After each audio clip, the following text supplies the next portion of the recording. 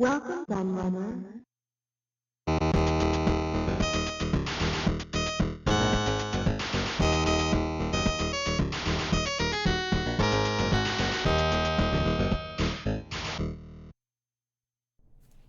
Hello everybody, Kieran aka the Laird here, and I have a special little book preview for you today.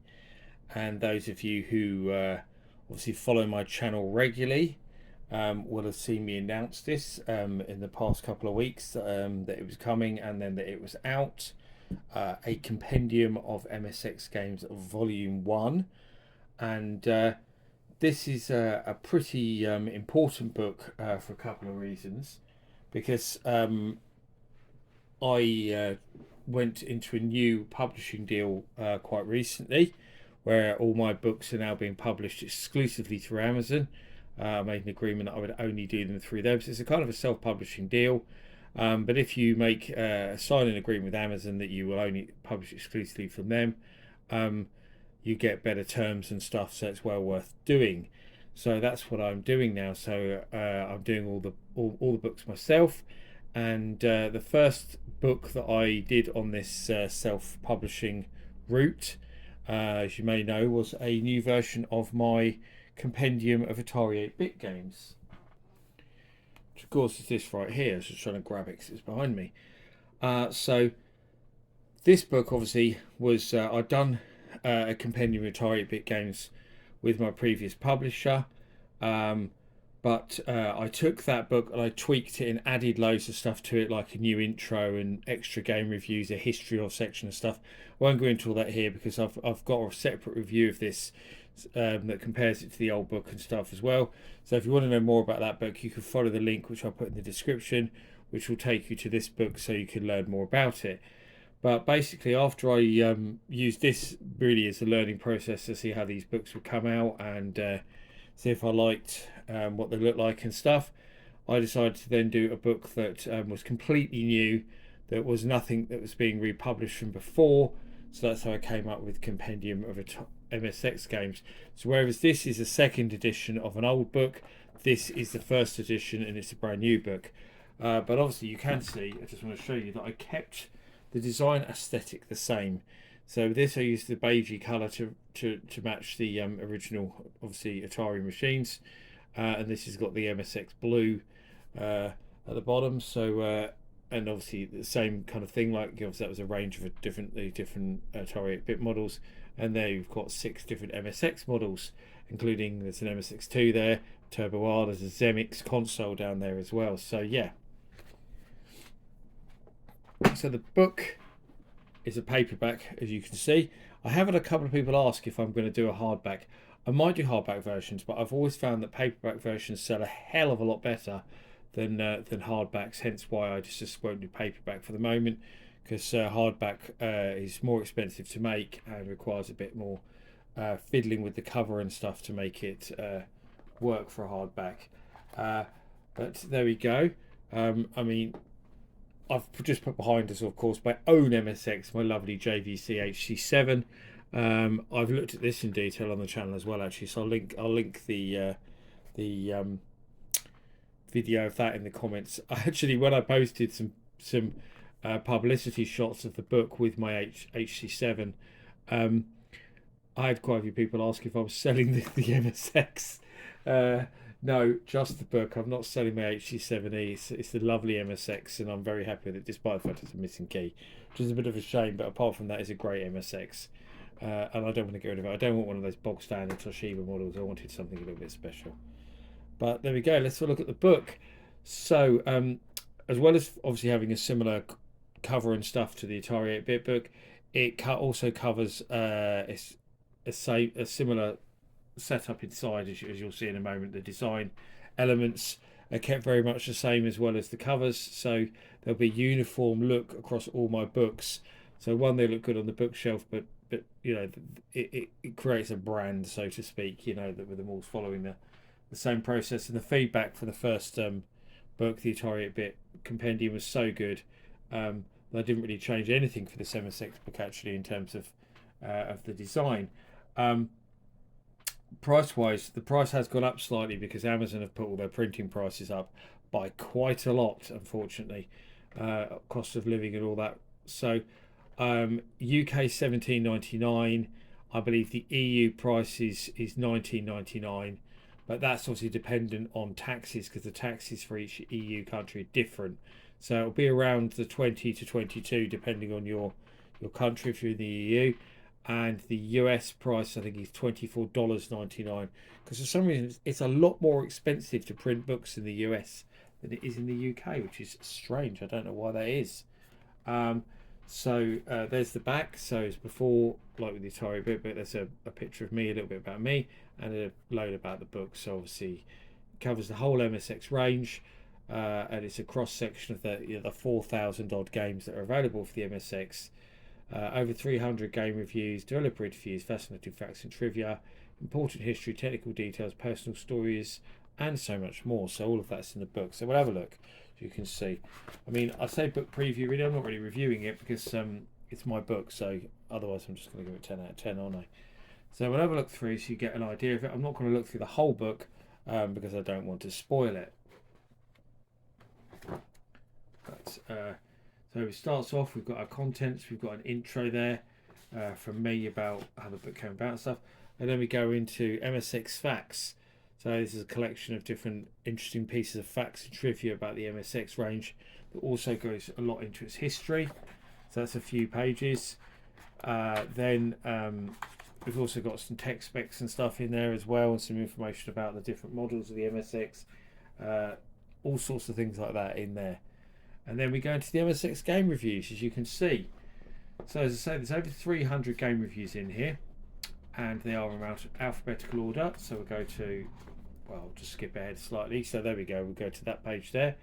So there we've got Alesta 2, we've got Alien 8, Aliens, Alien 2, Alien Syndrome. So obviously each game tells you the publisher, the year it came out, what type of game it is, whether it's commercial or homebrew. I think there's a couple of public domain in there, but mostly commercial or homebrew. And whether it's MSX1 or MSX2 or MSX2 Plus. Didn't review any Turbo R games in here. A few people did ask. Just MSX1, MSX2, and MSX2 Plus. There is some in there as well. Then obviously your rating at the bottom and your review. The book, you'll see all in full colour with the screenshots as well.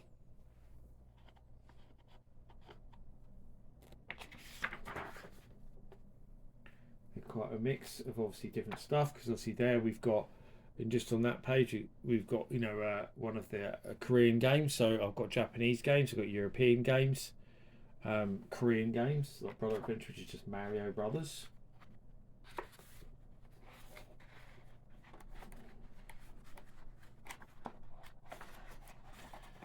Let's skip ahead a bit. There's a Doki Doki Penguin Land, Danger Mouse, Dig Dug. There we go, Doki Doki, there's a definite go. Let's skip ahead a bit there. There's an MSX2 again, Eidolon. I'll just show you some of the developer interviews.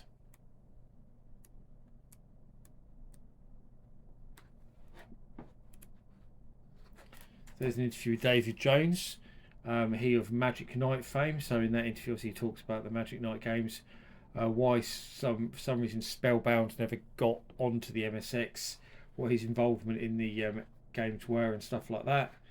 Some really interesting insight into how the Magic Knight character came about. Very cool games.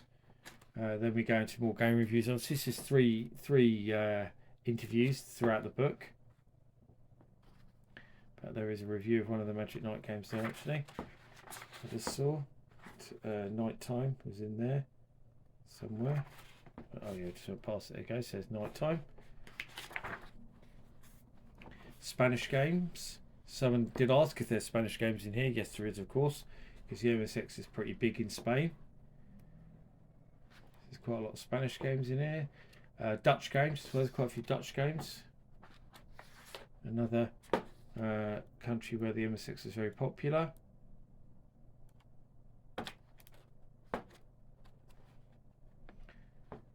All the Pac-Man games there.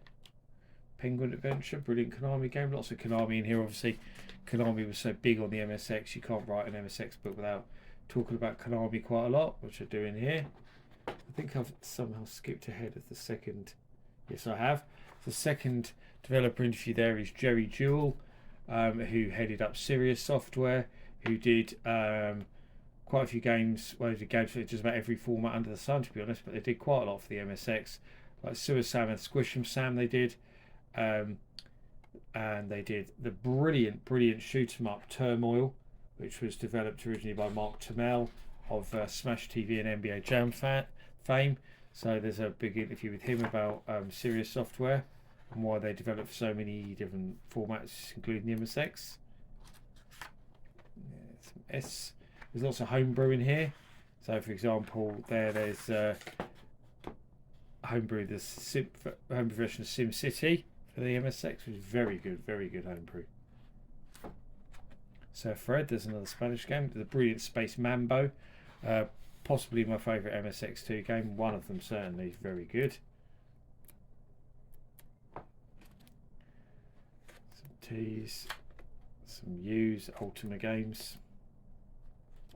There's Vampire Killer, of course, one of the most famous games on the MSX, the original Castlevania.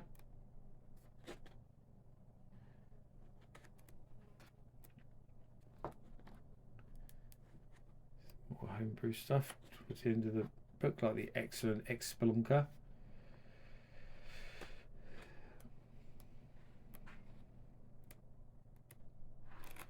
And then there's one more developer interview right at the back of the book, which is a very big interview, so you can probably see already there, with Roger Hulley of Alternative Software, because Alternative did a ton of games for the MSX.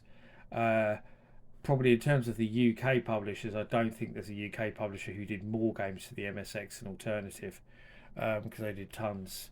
I'd have to count it up with them, probably between them, Master Strike and Gremlin, but I think it probably was Alternative. Because as well as all of Alternative's own stuff, like they did the Munsters, they did Danger Mouse, Soccer Boss, Punch and Judy, there are a few of theirs. They also republished lots of other people's games, like they bought up the Dynamic back catalogue, for example. So they took all their games, so obviously they republished Game Over 1 and 2, Turbo Girl, stuff like that. They also republished some other people's games, like Who Dares Wins 2 in there, MSX. They had some full price labels as well, like Screen 7 and Again. They did stuff like Jaws and the Munsters. So tons of games, and that's a really big long interview. It was brilliant. I really enjoyed the interview I did with Roger Hulley, because I got to speak to him on the phone, which was wonderful. And obviously it goes into my other books that are available towards the back. So yeah, that's pretty much all there is to show you about that book, really. As I say, it's on sale now, Amazon worldwide. You can order it no matter where you are in the world. You can get a copy of this, because it's part of their print-on-demand service. They'll print it to demand. It doesn't mean they print every book. You get one order, they print it. They print. What they do is they'll print, say, if you've already got existing books, they'll estimate it on how your previous books sold. So they might say print 200 books. Then they wait until those 200 books sell out. And then they'll perhaps, based on how quickly they sold out, that's how they'll decide how many they're going to print again. So if it sold out quite quickly, they might then print 300 on the second run. So that's how they do it. They print them in runs, small runs. So for example, some of my books before have gone through like 5 or 6 actually print runs, the ones that have sold, like my original Atari 8-bit book, which went well into the thousands in terms of sales. So yeah, it's page count, 176 pages in there, so it's pretty decent size. You can see there how thick it is. So yeah, loads of content in there. So if you own an MSX, you're interested in the MSX, you'd like to get into the MSX, any of those things really, then this is the book for you. There aren't many MSX books out there. I only know of one other, to be honest, which I think was a book that was in Spanish and then translated to English. I don't have it. It's on my list of things I'd like to pick up. If I remember rightly, it's a hardback book and it's very expensive. I think when I looked at it before, it was quite a lot of money. So yeah, it's nice to do a book on a more niche format that isn't so well loved. The feedback actually from some of the people who've already got these has been really good. They've said they've loved the book, which is nice to see, and it's already selling quite well. So yeah, go and get yourself a copy now. But as always, I've been the Laird. I thank you for watching, and I'll see you all again for another video very soon. Bye bye.